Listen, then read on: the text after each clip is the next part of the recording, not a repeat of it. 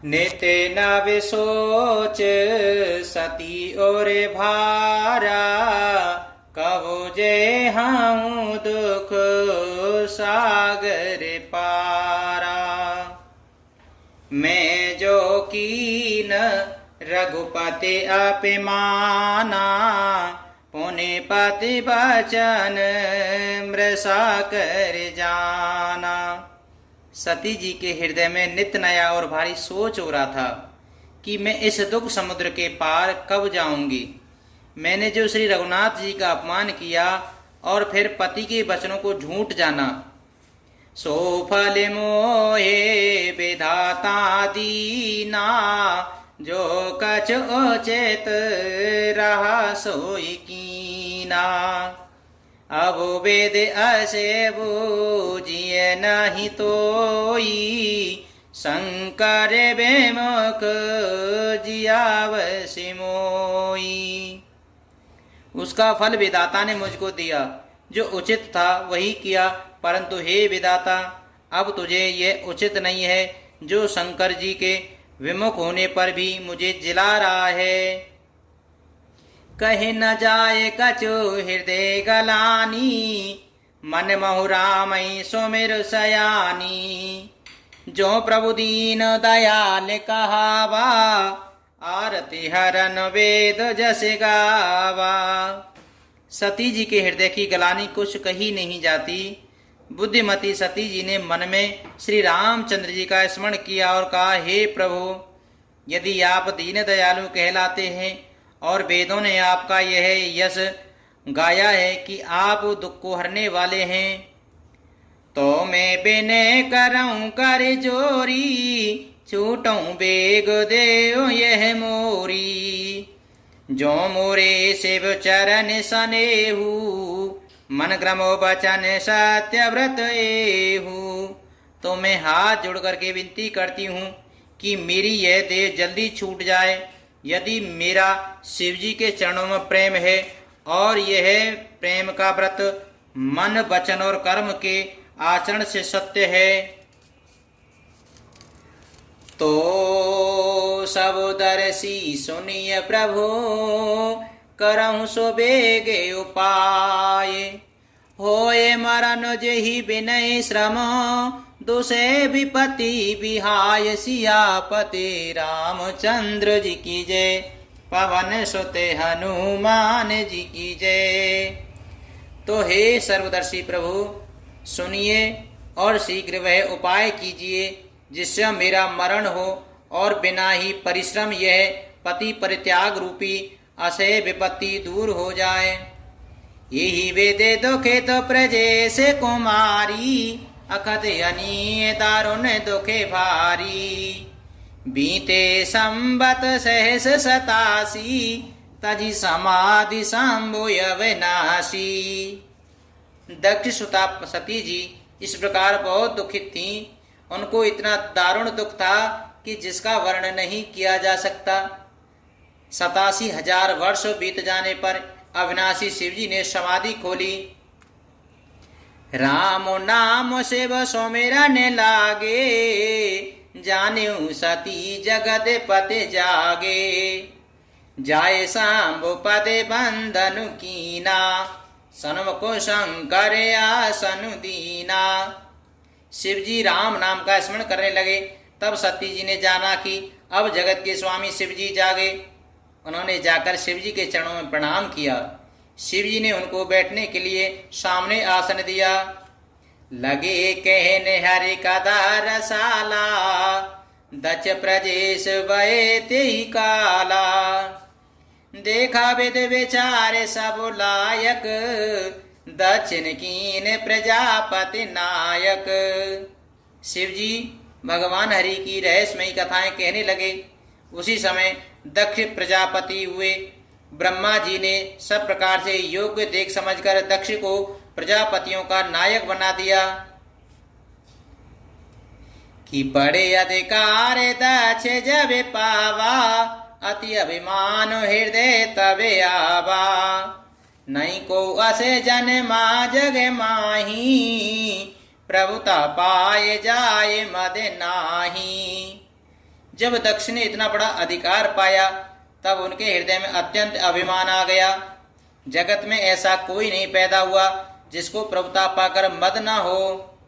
दक्ष लिए मुनि बोले सब, करन लगे बड़े जाग। नेवते सादर सकल सुर, जे पावद मखे भाग। सियापते रामचंद्र जी की जय, पवन सुत हनुमान जी की जय। दक्ष ने सब मुनियों को बुला लिया और वे बड़ा यज्ञ करने लगे। जो देवता यज्ञ का भाग पाते हैं, दक्ष ने उन सबको आदर सहित निमंत्रण किया।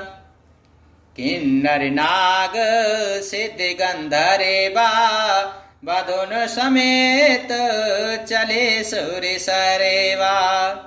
विष्णु पिरंचे महेशु विहाई, चले सकल सुरे जाने बनाई। दक्ष का निमंत्रण पाकर किन्नर, नाग, सिद्ध, गंधर्व और सब देवता अपनी अपनी स्त्रियों सहित चले। ब्रह्मा, विष्णु और महादेव जी को छोड़कर के सभी देवता अपना अपना विमान सजाकर चले हैं। सती विलोके व्योम विमाना, जात चले सुंदर विधि नाना। सुर सुंदरी करही कल गाना, सुन श्रवण छूटहि मुनि ध्याना। सती जी ने देखा अनेकों प्रकार के सुंदर विमान आकाश में चले जा रहे हैं। देव सुंदरियां मधुर गान कर रही हैं, जिन्हें सुनकर मुनियों का ध्यान छूट जाता है। पूछे हूँ तब सेवो कये हूँ बखानी, पिता यज्ञ सोने कछु हर्षानी। जो महेशु मोए आयसु देहि, कछु दिन जाए रहो मेष एहि। सती जी ने विमान में देवताओं को जाने का कारण पूछा। तब भगवान शंकर ने सब बातें बतलाई। पिता के यज्ञ की बात सुनकर के सती कुछ प्रसन्न हुई और सोचने लगी कि यदि महादेव जी मुझे आज्ञा दें तो इसी बहाने कुछ दिन पिता के घर जाकर रहूं। पति परित्याग हृदय दुख भारी, कयहि न निजे अपे राधु विचारी। बोली सती मनोहर बानी, बेसंकोच प्रेम रस सानी। क्योंकि उनके हृदय में पति द्वारा त्यागी जाने का बड़ा भारी दुख था, पर अपना अपराध समझकर वे कुछ कहती न सकी। आखिर सती जी भय, संकोच और प्रेम रस में सनी हुई मनोहर वाणी से बोली। पिता भवन उत्सव परम, जो प्रभु आयसु होय। तो मैं जाहूं कृपा यतन, सादर देखन सोई। सियापति रामचंद्र जी की जय, पवन सुत हनुमान जी की जय। हे प्रभु, मेरे पिता के घर बहुत बड़ा उत्सव है। यदि आपकी आज्ञा हो तो हे कृपाधाम, मैं उदार आदर सहित उसे देखने चली जाऊं। कये हुनी के मोरे हूँ मन भावा, ये अनुचित नहीं नेवत पठावा। दक्ष सकल निज सोता बुलाई, हमरे बैर तुम्हें विसराही। शिवजी कहने लगे, तुमने बात तो अच्छी कही है, यह मेरे मन को भी पसंद आई, पर उन्होंने न्योता नहीं भेजा, यह अनुचित है। दक्ष ने अपनी सब लड़कियों को बुलाया है, किंतु हमारे वैर के कारण उन्होंने तुमको भी बुलावा नहीं भेजा। कि ब्रह्म सभा हम सने दुख माना, तीते अजहूं करई अपमाना। जो बिन बोले जाहूं भवानी, रही न सील सने हो न कानी।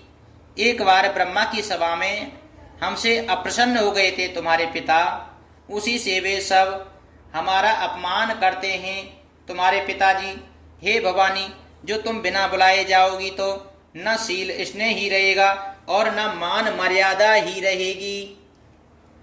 इस प्रकार भगवान शंकर मां सती को बता रहे हैं। जदपि मित्र प्रभु पिते गुर गेहा, जाई बिन बोल्यूं न संदेहा। तदपि विरोध मान जह कोई, तहाँ गए कल्याण न होई। यद्यपि इसमें संदेह नहीं कि मित्र, स्वामी, पिता और गुरु के घर बिना बुलाए भी जाना चाहिए। कोई विरोध मानता हो, उनके घर जाने से कल्याण नहीं होता है।